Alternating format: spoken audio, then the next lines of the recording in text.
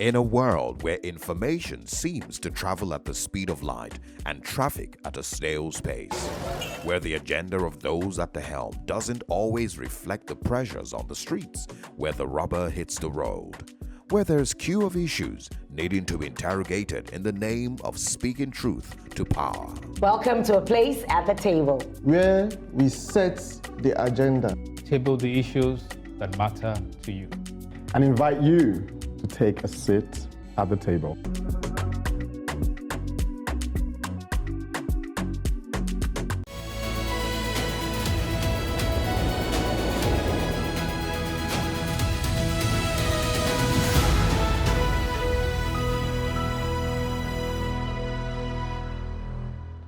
Welcome to a place at the table where we speak truth, not just to power, but to the people.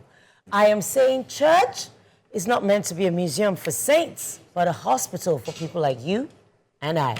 Truth to the people, Kate. I too am saying that Post-UTME is not meant to be a financial toolkit, but an academic filter. What do you say, Bright? I'm saying that what we term as ineffective system may well be a weapon in the low-ball economy. And I'm saying restore options to the people. All right, Bright. The problem is not just a low-ball economy, but an upside-down economy where criminals have become custodians of the law in our land. Let me join you in saying, power must change hands. I too will be keeping it real by directing our focus to the family, our most powerful but fast eroding social safety net. That's right. We all are keeping it real right here at the table. Now, as promised, it's time to speak truth to everybody, so listen up.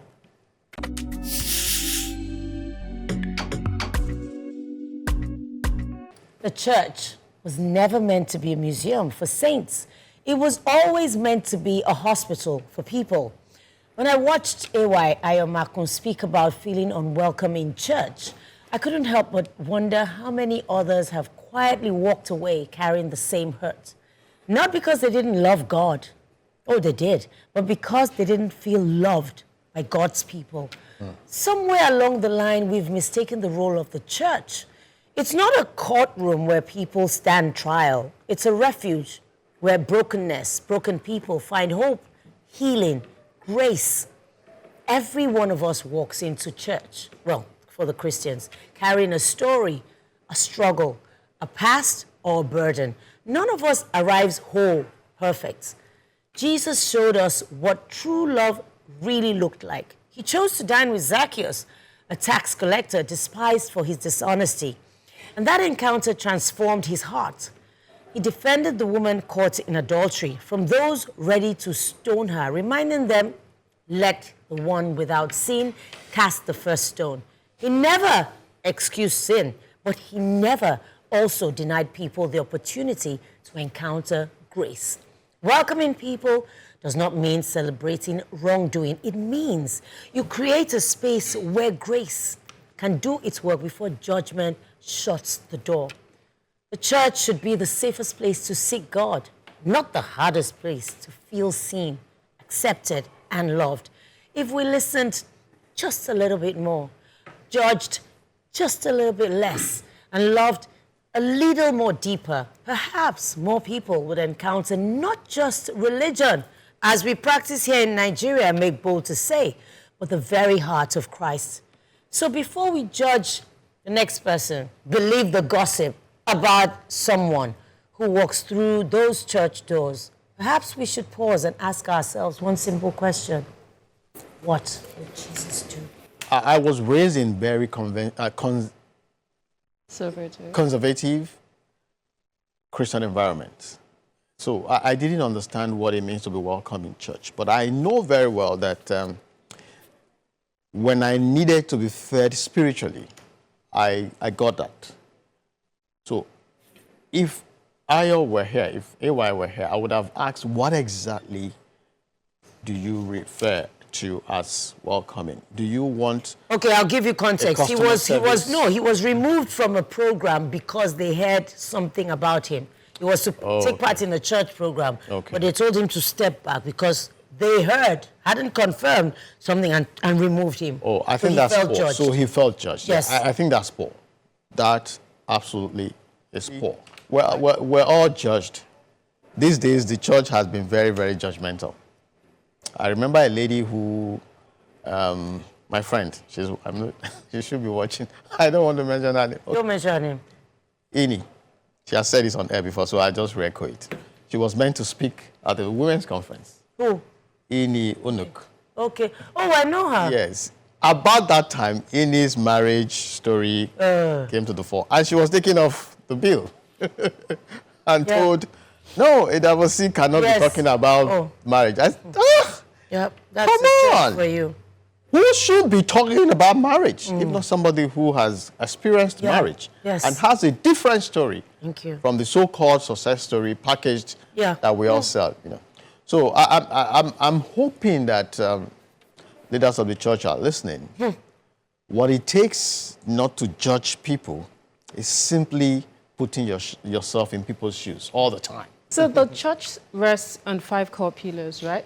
Worship, fellowship, discipleship, ministry, and evangelism. Damn. But we don't evangelize. Please, repeat. Oh, yeah. Worship, Worship. fellowship, discipleship, ministry, and evangelism. We only evangelize to the unsaved, not to the saved. So if you want a church that does not include the people who are just finding their way, it's not a church you want. Because part of the main purpose of a church is to evangelize. Yes. And where do you do that? Where there are people of different levels of faith, and you bring them closer to the faith, desire them to be also the appropriate faith level, or maybe to improve their faith level. But when it comes to judgment, Nigerians generally are judgmental people. It's not a part of religion. It's not just peculiar to any religion. It's just us. Our way of life. It's our way So of where does then the spirituality take effect? That means... Which is why spiritual leaders, they need to be more intentional to check their biases and pause. Like you said, what will Jesus do? Yeah. Am I being Christ-like in this moment? Is this what their date says? Because religion is a total way of life, and there are prescribed rules and regulations on how to engage with people. So you should always pause and check your biases and say, what does my religion say about this? What would our foremost religious, the founders of the religion, what would they do in this instance, and let that, serve as a guide? I always want to take it back to back then, back in the days during Moses, and then back to Jesus and the Pharisees and the Sadducees. And you realize that this is what has always happened even in those times, right? I mean, they crucified Jesus, the same guy. There you go. Just like the same people that he came to die for, the one that killed him. So it's like, if they can crucify the one person, that means who are you? Then who are you? Who they? I think one of the biggest, there are 2 things. The first one I want to say is, we need to understand that things exist because of other things. So, for example, if there was love, if there was hate, there won't be love, right? If there was light, there was darkness, there won't be light. How do I say this? Yeah, correct, you're correct. If there wasn't darkness, Darkness, light. correct. If there wasn't foolishness, there won't be knowledge. Wisdom, yeah. If there wasn't sinners, there won't be Jesus, right? So we need to just get to that point where we realize that the reason why, like you said, the church exists is because It's a hospital. it's a place where God wants to redeem his people. Everyone. And these people they don't have to be like back in Perfect. the Jews or Gentiles or Samaria. They're Everyone. just people first. That's the message of Jesus. Yes. One of the things that I've noticed in the church recently is the fact that it's not even church members. It's pastors bashing pastors based on, this one is saying, you pray too much. Prayer is not the way things work. This one say, Jesus is, God is your father. So Laying to the gallery. it's now a battle of audience. Supremacy. It's like who wants to grab more Who wants to audience? trend. Who wants to trend? Who That's wants to drop that bar that would become That would become viral online? Yeah, It's like so the entire thing is becoming a sham. Yeah. Right? And in this time, the Bible says the Spirit of God, the Holy Spirit inside of you will be able to discern the difference between the right message and the wrong message. And so I always tell people, No God know for God for yourself. some people have good messages, but they're not God messages. Note this. When I don't wear glasses, it's all over. Preachers of truth can also be the carriers of errors. Repeat. The preachers of truth can also be the carriers of errors. Possible. Very possible. So you must be careful. You don't just say, because he is this, he cannot make a mistake. The best of him is still human. Base. The divine in him is not 24 hours. Why? Because sensitivity is the hallmark of spirituality. No man is sensitive 24 hours. Now, Romans 15:1, it said, those of you who are strong, you ought to bear the burdens of those ones who are failing, who are weak, not to please ourselves. Then in Galatians 6:1, it said, brothers and sisters, if anyone fall into sin, those of you who are in the spirit at that time must restore him gently. They don't read that pattern. Then 1 Corinthians 10:12. You know what scares me? He said, he who thinks he stands. Hands should take heed lest he Right. fall. He who thinks he stands. You know what it means? You are not standing at any time. It's just the grace of God that is standing you. True. So when you now feel that somebody has done something wrong or bad, and you now have the moral or spiritual justification or authority to bash that person, you are the one that is weak. Because that same thing can happen to you at any time. This is my admonition for everyone, especially to AY. I've seen that video. I watched it. Romans 8:1. There We'll take offering after you're done.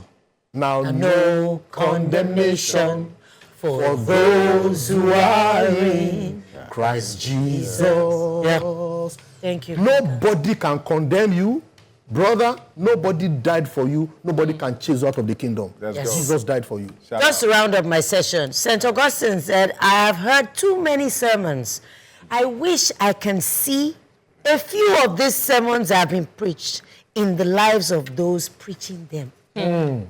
Think before you speak or even pass judgment. What would Jesus do? What would you do to him? Okay. I'm certainly not for rushing to pass judgment, Kate. I'm more interested in proffering solutions, such as rethinking our post-UTME.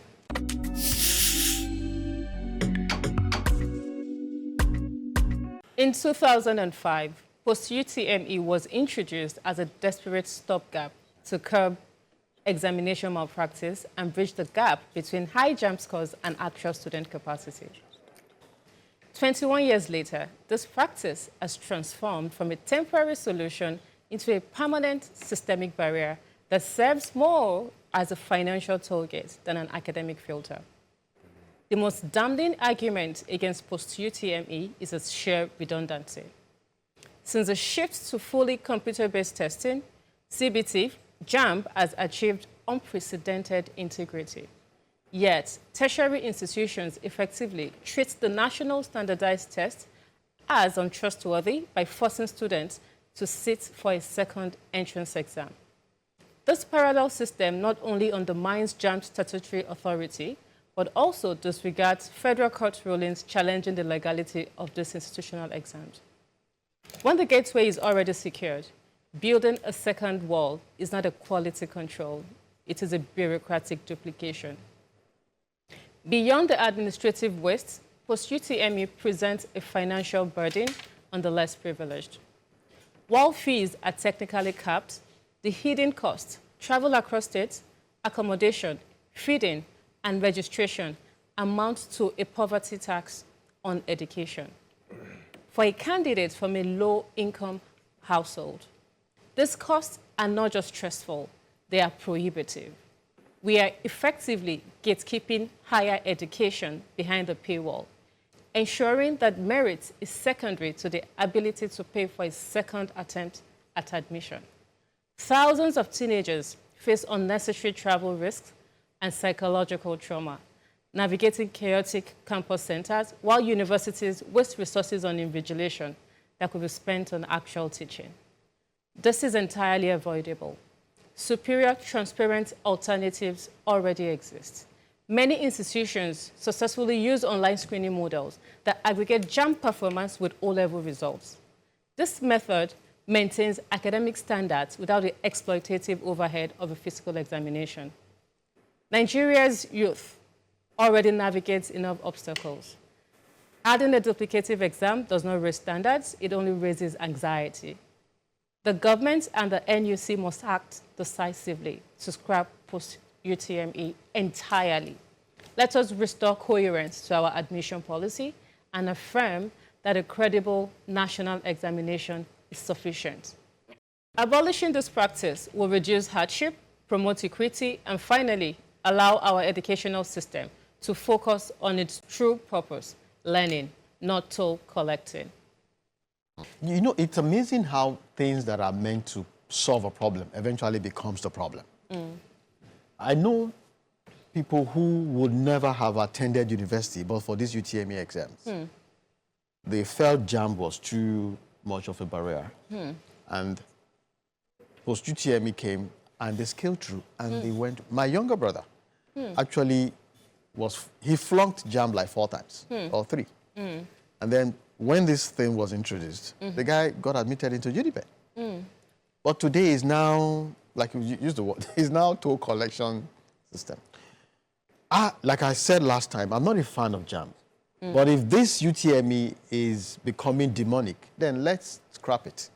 And let's have JAMB. We just need one exam. So if we don't want to scrap JAMB, then let's scrap this. If we must retain post-UTME, then let's scrap JAMB.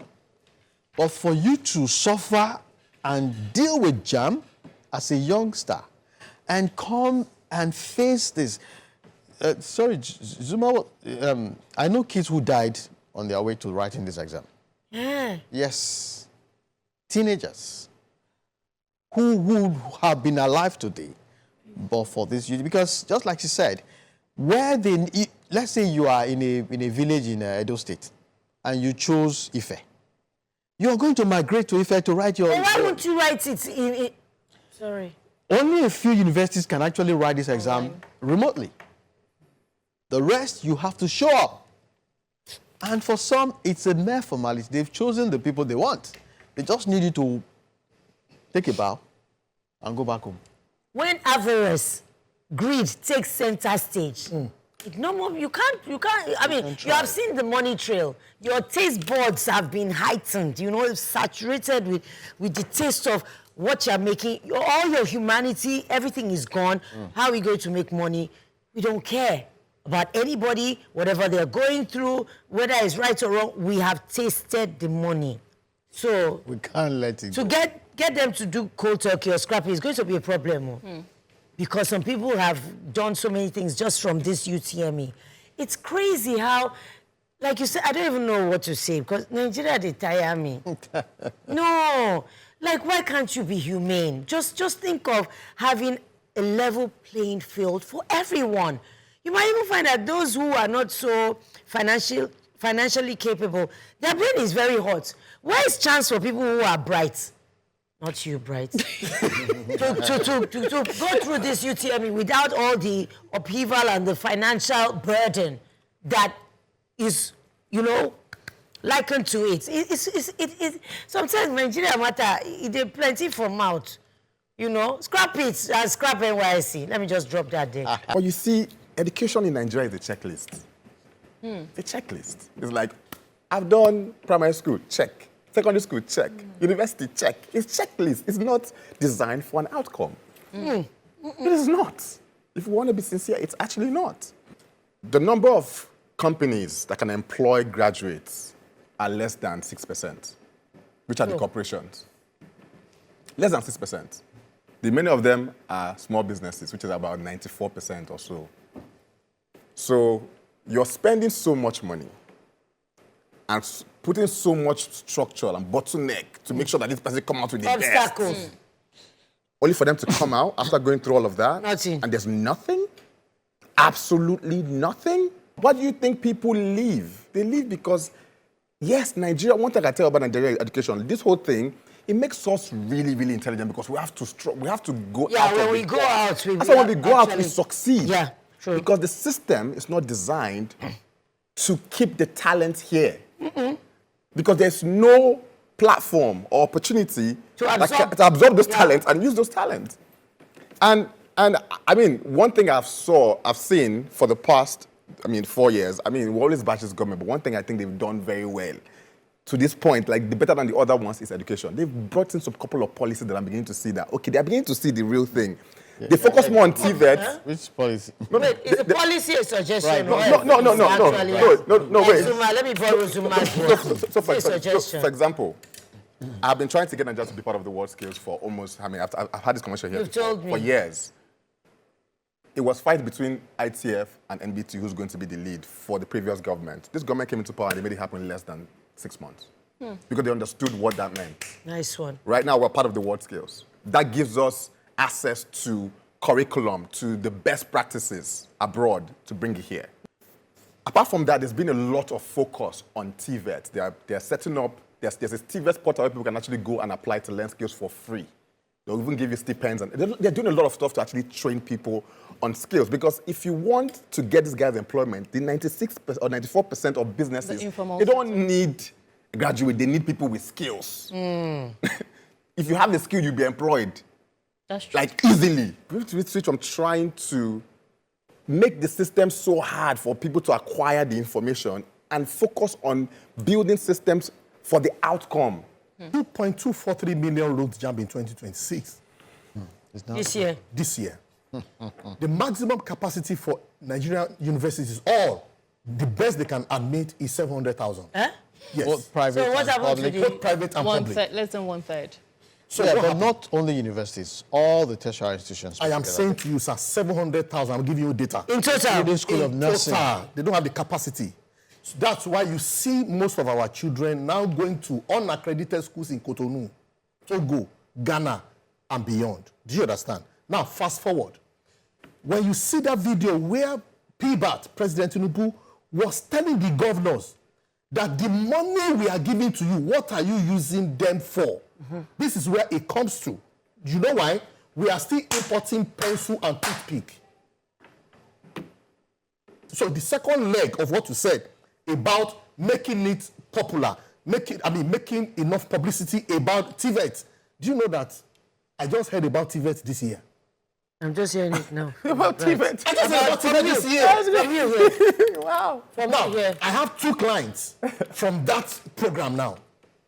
And you, Kate, you need to see the amazing things TVET is churning out to Nigerian youth. Can we but know? who knows about it? Uh-huh. I'm telling you. You know about it? In Lagos State. He doesn't know. In Lagos Doesn't State. know. Listen, in Lagos State, 2 days ago, Ministry of Women Affairs and Poverty Alleviation had trained almost 10,000 people, women, in 1 year. And you see what they bought, equipment they bought for them. Yesterday, it was all Artisans Day at Blue Roof. So should hold on, let me finish. de-emphasize the university? Hold on. No. So this is the issue. What is the essence of this JAMB and this post-UTME when people get out and And that they cannot be- certificate is useless? As Kate said, if we thought before we acted, we would be architects of a more equitable society that serves the interests of all and not just a few. Zuma, is the problem not thinking before we act, or is it rather scheming before we act?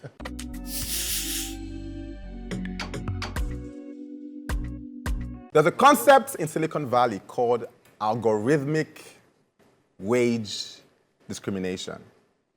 Uber uses surveillance data to study its drivers, identifying which one are most financially desperate. Those drivers are then offered lower price options. Why? Because a desperate person cannot say no. The more you accept low-ball offers, the more desperate the algorithm assumes you are, and the lower your next offer becomes. Now, I need you to hold that thought, because I have seen this exact system applied, not by a tech company, but by a government. When the current administration removed the fuel subsidy on May 29, 2023, fuel price jumped from 185 to over 1,000 naira per litre overnight. Naira collapsed from 460 to 1,700 per dollar. Nearly 45 million more Nigerians fell into poverty. The middle class, the educated, financially independent people most capable of political resistance, was economically gutted. That was phase one. Then come phase two. Contractors stopped being paid.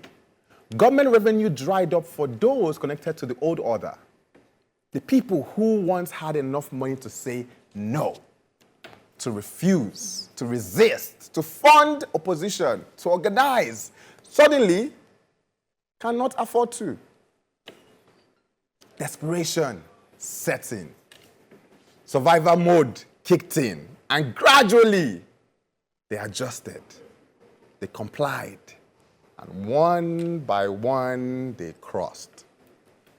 Today, 32 out of 36 state governors are under the same party. The legislature passes bills without question. The judiciary moves in alignment, not because people were threatened, but because they were lowballed into compliance. When you cannot feed your family, you cannot fight a system. When your business has collapsed, you cannot fund a movement. When you are desperate, you say yes to things you would never have accepted before. This is not unique to Nigeria. The IMF did it to Africa for decades. Structural adjustment program that created debt dependency so deep, the entire nation could no longer say no to external demands. Desperation is not a side effect of this system. It is the product the system is designed to manufacture. A people with options are ungovernable. A people without options are compliant. So the question is, how do we get our options back? Kate. Man, for the first time, I'm at a loss. I wouldn't even, I mean, I'm not one to be without an opinion on something, but when you said the middle class, I just wrote it, the middle class decapitated. I put it in, see the decapitated. Rice setting. Akara Kulikuli became what we aspire to. The middle class were at class. You say yes to things you never would have before, and you become the very thing and person that you hated the most. It is a dire situation. It is a place where you know how you are in sinking sand. You're fighting to come out, but the more you fight, the more you sink in. I am at a loss for words. I don't know what the options are. To be honest, I put my hands up. Kingsley. Well, this sounds like re-echoing in polished terms what the Catholic Bishop Conference told the president recently. That's where we're like people on the hangman's noose, and something desperate is about to happen. And you know, if that thing is allowed to happen, we will just evaporate as a country. To the point where, you know, there's a housing crisis.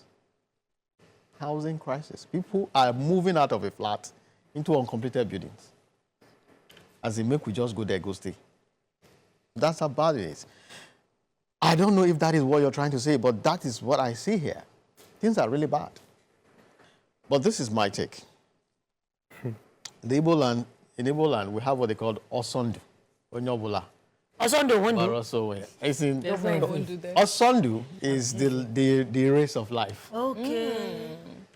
That's where we are now. And when it comes to the race of life, you don't know, your rapper does not matter how well rapper. Just the run they go. Oh, people are trying to feed. That's where they are now. Just let me have food in my belly. Yes, because then I can think of the next even thing after. he said it now that you can't even sponsor a movement. Okay, so I hope you have answered to my question. My darling, I'm not sure yet. I'm just going to say my thoughts, and then we can see if there are answers there. My first question is, are you lowballed My dear. for what you're about to say? Are you lowballed to say what you're about to say? I can't even deny that I'm not. I am very much lowball. I mean, I don't even know where to start from. I love your advocacy. Yeah. It is very profound, and it's quite reflective. I do some work in learning and development, and then you organize free trainings for people. Trainings that can significantly impact their lives, that will change their trajectory, unequivocally. And they will ask you, is there food that they didn't give us? No, they ask you. Yes, free training. They will ask for food, and they will let you know that they can't even afford to transport themselves. You now start wondering, like, okay, so let's even say you want to deliver impact. Where do we start from? Just imagine. Free So any time we're having training and they're anything asking that for takes food. more than 2 hours, we provide refreshment. We'll literally provide refreshment so that, okay, it gets them to come. Maybe if they use their lunch money to transport themselves there, at least they will not. At least so that they can starve. concentrate. Yeah. But back to your advocacy, it's not just Uber. Most e-commerce platforms, they also use location-based product accessibility. If they think you're from a poor country, they will just send you, like my algorithm when I'm in Nigeria and when I'm outside Nigeria, totally different. Of course. The things I can access on different platforms, totally different. Yeah. We are all going through it. I don't know anyone who Who is is not not? going through it. Maybe somebody is. Let me keep quiet. We are too tired looking for daily bread to process what is going on. Not to talk of organize for change or mobilize for change. I mean, everybody is going through it. 32 out of 36 governors in a single party, we're officially in a one-party system. And we are too tired to do anything about it. Like Kingsley said, my dear, you don't chop. No, I haven't. You have been writing furiously. I think that's the answer. Anyone fighting for national economy without building his personal economy will die on the battlefield. I'm waiting for the punchline. That's the beginning line every time. It's just like boom. You need to fight for your personal economy for national. I totally agree with you. We all have Also, the law, when you are eating on the dining table, you don't talk. Table manners. Don't talk when Table it's manners. table manners, yes. So don't blame Akpabio. Don't blame the 32 governors. If they don't have skeleton in their cupboard, if they are not power mongers, if they are not scared of repatriating their children from Harvard University back to University of Okukumaiko, they will not do that. Machiavellian principle, one of his laws, or one of his quotes rather, is that keep them hungry, keep them uneducated, keep them poor, so that you can control them forever. That's what our rulers are doing. Unfortunately, the literacy level in our country is very low. Forget that people go to university. The literacy level is very, very low. See, the brain is deformed because of malnutrition. Thank you, sir. Yes. And you see, this now gave birth to the birth of Olodo uprising. Because also, sir, the priorities of our youth are wrong. You will now hear what they are asking for. You will like, what? Is this the priority? Is this what you...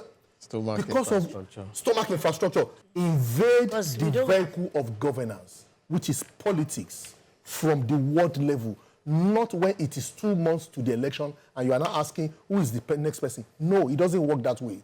The question is, how many people have their ward cards? The party cards at the ward level. Go and invade it. You know why?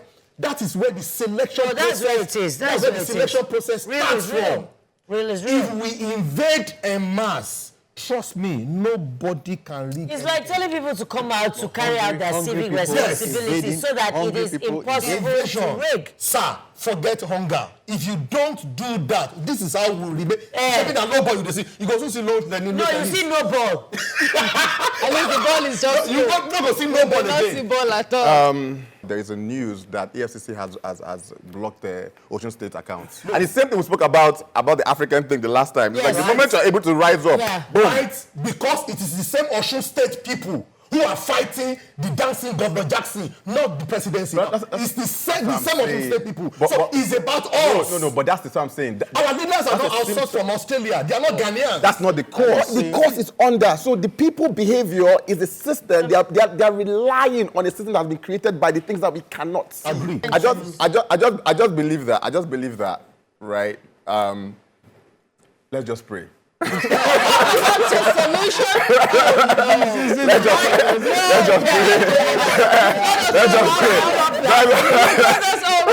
pray. Whether you term it a conspiracy or an intentional lowball economy, all we are saying is we must have our options back. We start with prayer. Yes, so bright. And by options, we don't mean an economy sustained by crime with criminals as custodians. All right.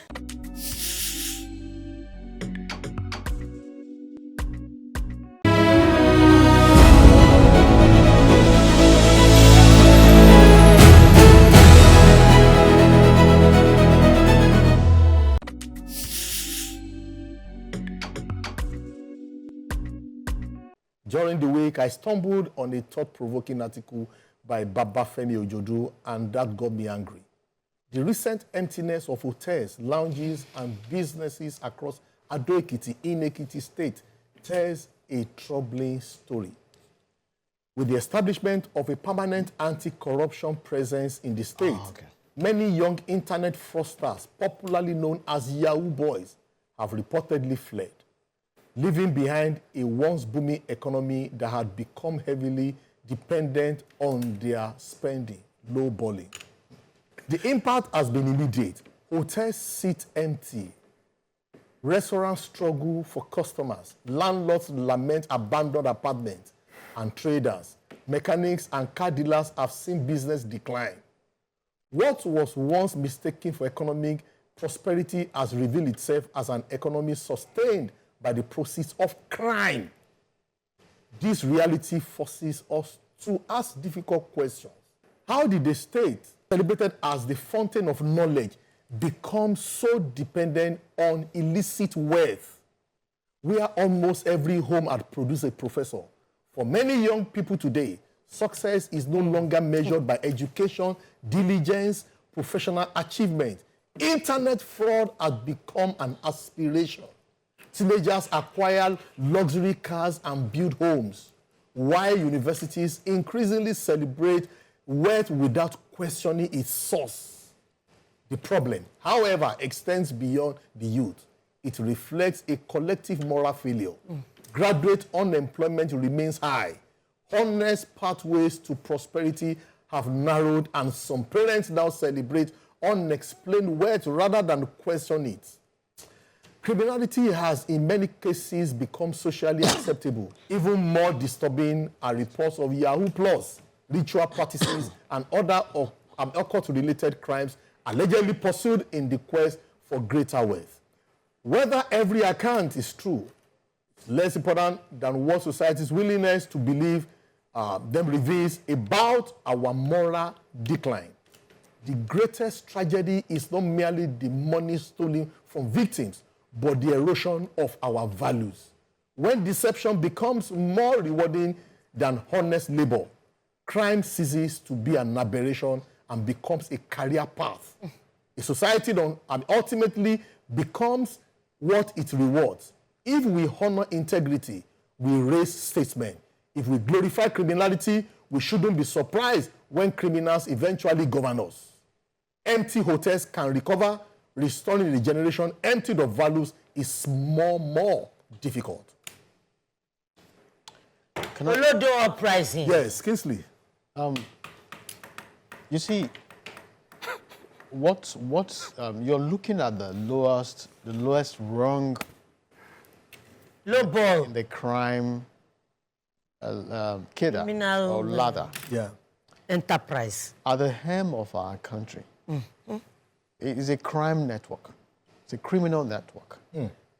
Within our government, you have politicians who pivoted from organized crime into politics. Correct. Who left crime Who left and joined politics. Yes. And are celebrated. And our politics A segue. a den of kleptocrats. Now, do you know, I was asking, I'm sure Bright, you might know this. I don't know. knows them. Yeah, that was what I know. I say I know them. You know, FCT boy. you have a house selling for 600 million, 4-bedroom. How many people can afford a house of 600 That's a cheap house, by the way. Hey.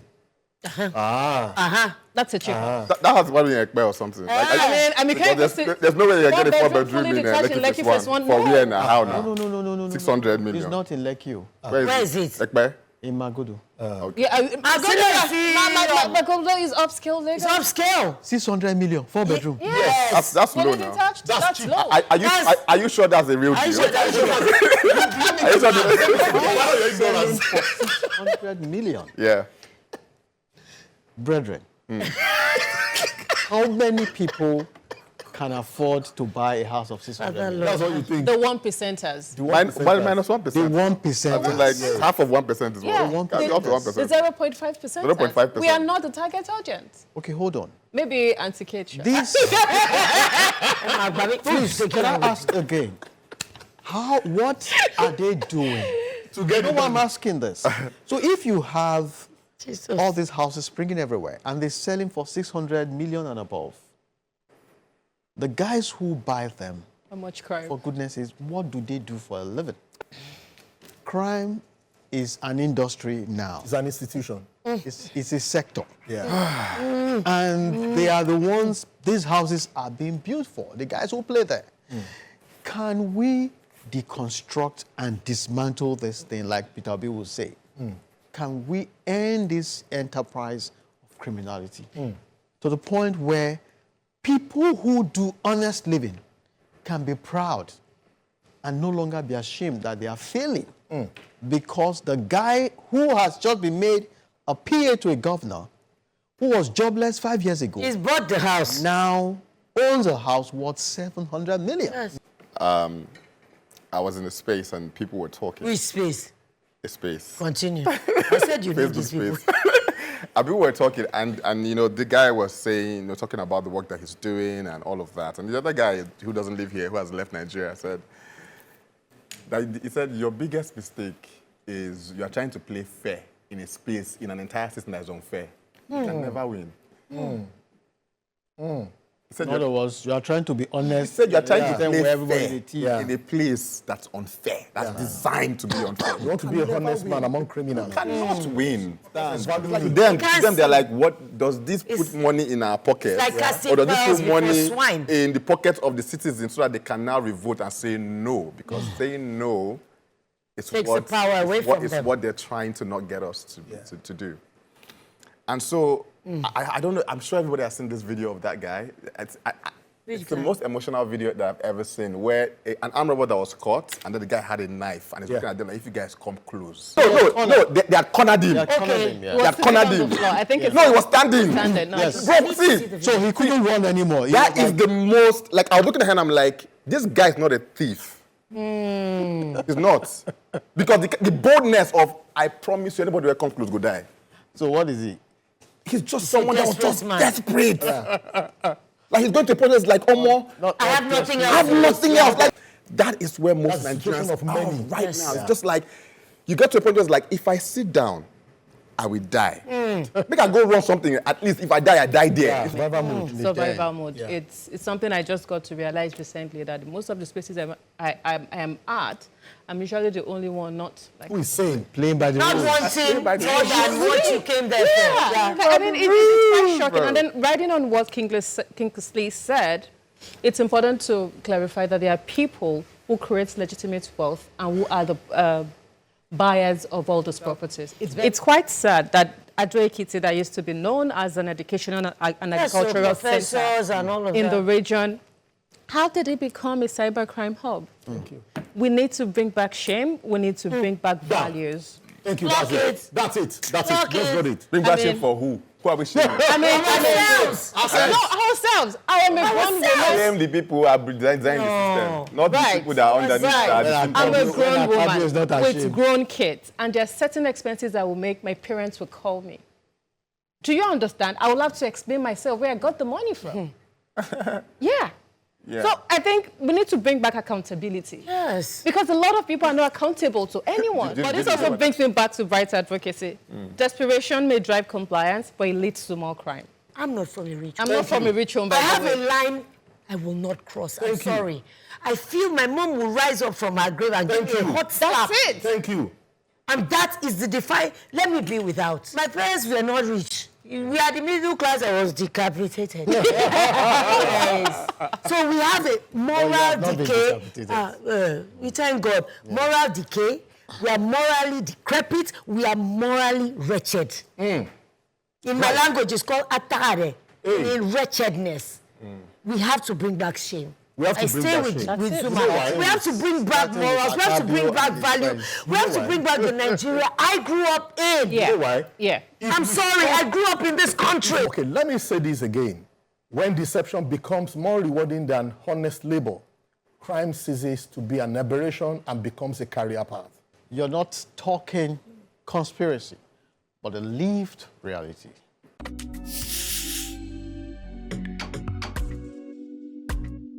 Where are your siblings? When was the last time you called, visited, and checked upon one another? I know you are a good father, a good wife, a good pastor, a good manager and business owner. But are you a fantastic sibling? Are you a great brother, a great sister, uncle, or auntie?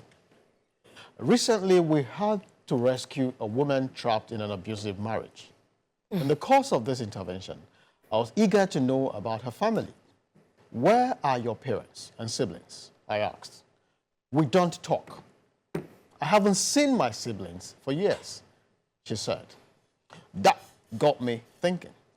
Somewhere along the line, we have outsourced compassion to governments, churches, and NGOs, and have normalized a culture where relatives gather only for weddings, funerals, festivals, Ojudoba, New Yam, but disappear when life becomes difficult.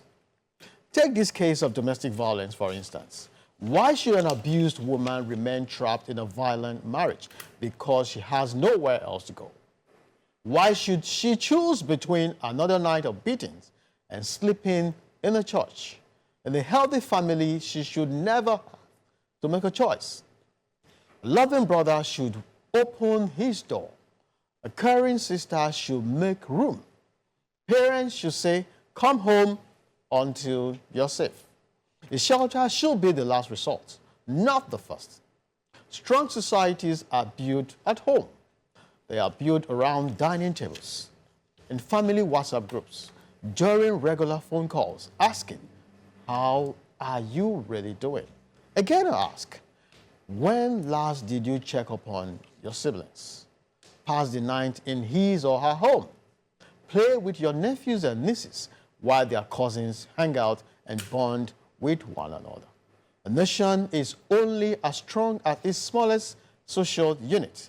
Hence, when families collapse, communities fracture, and governments become overwhelmed, or when families become places of love and sacrifice, society itself becomes more resilient. Hence, the next national reform shouldn't be a constitutional amendment. It should be a phone call to your brother, a visit to your sister, or a simple decision that no member of your family will ever face life storms alone.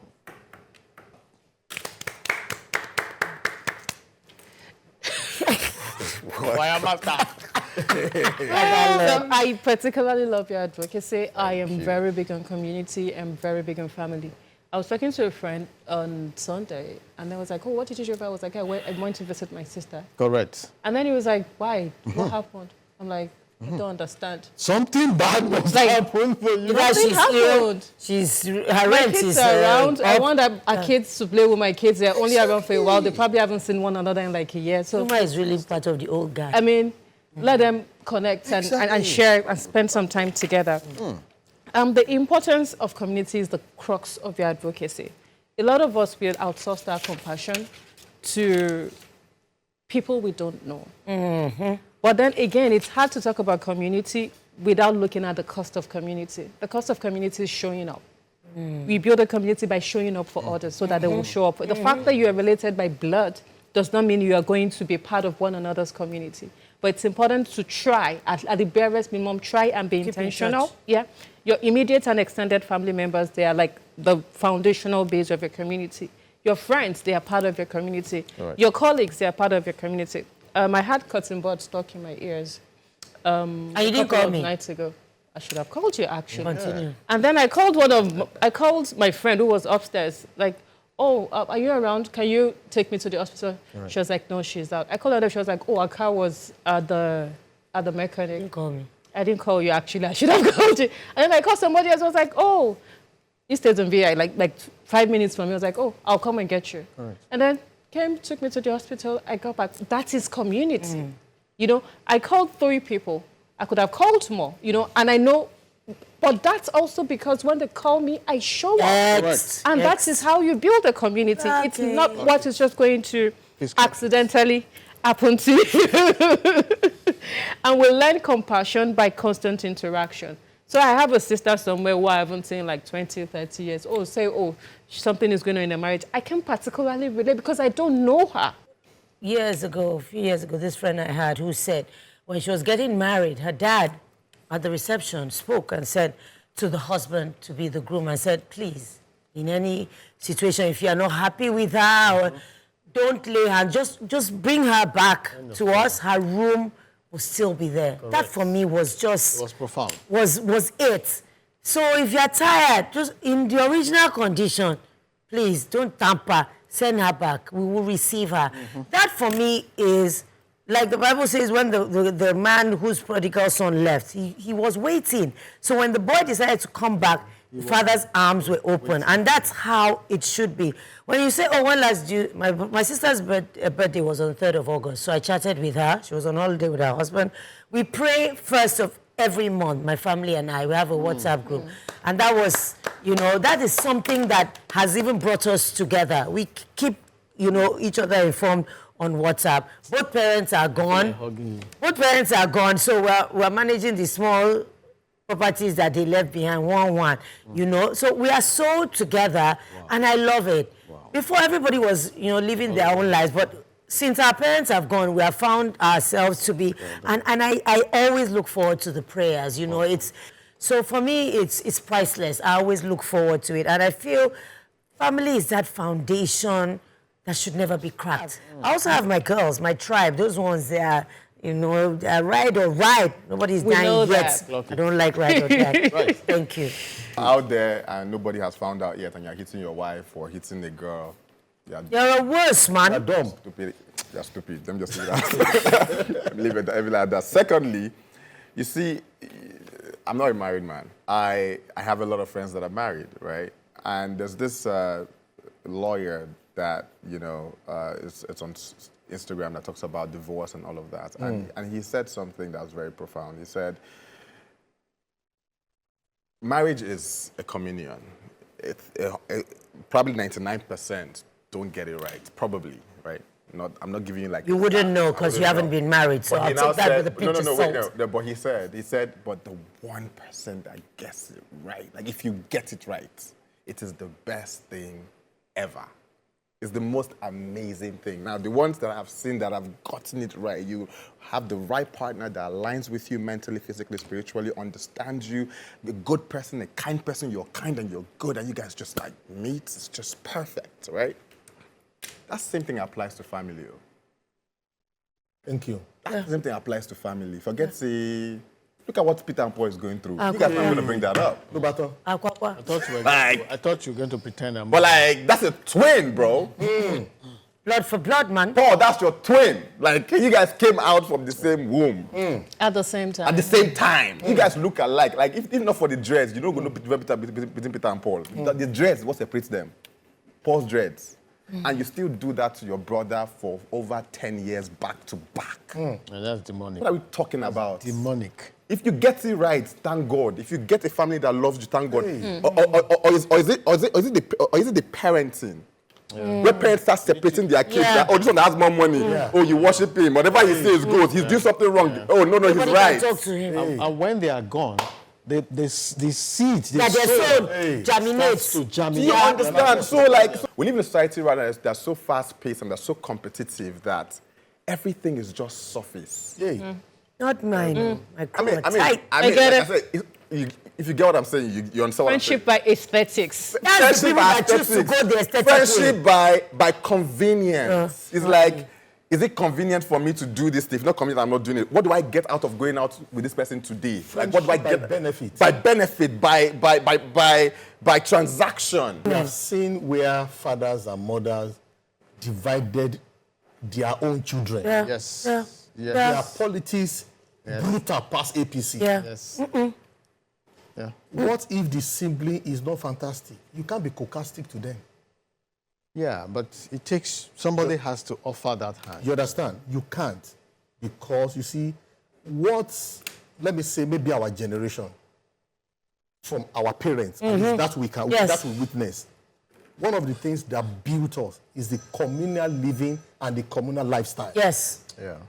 So Yoruba will say, You don't belong to just your parents. thank you. It takes a village, Yes. literally. Yoruba will say, ẹnìkan ní bímọ, ṣùgbọ́n gbogbo àdúgbò ló ń wò. That is, the only One more person born. It takes a village. The whole But an community adult cares village for. will Yes. decide. In those times, they cannot say, Bright, you will explain to Mr. Kolawole, you are Greek teacher, where you got the black pen. See, As you dey hear Mr. Kola, as you dey hear the teacher, your mind dey process the bulala wey dem go give you. So I say to people, as siblings, have someone that you are accountable to. I think, I'm going to say this.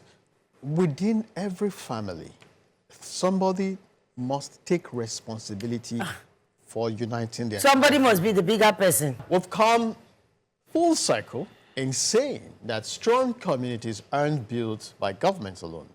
They are built by acts of compassion and shared lives. It is because we are our brother's keepers that we speak out on issues that matter to all of us. So join us again, same time, same channel, next week. Till then, it's goodbye from... Hello.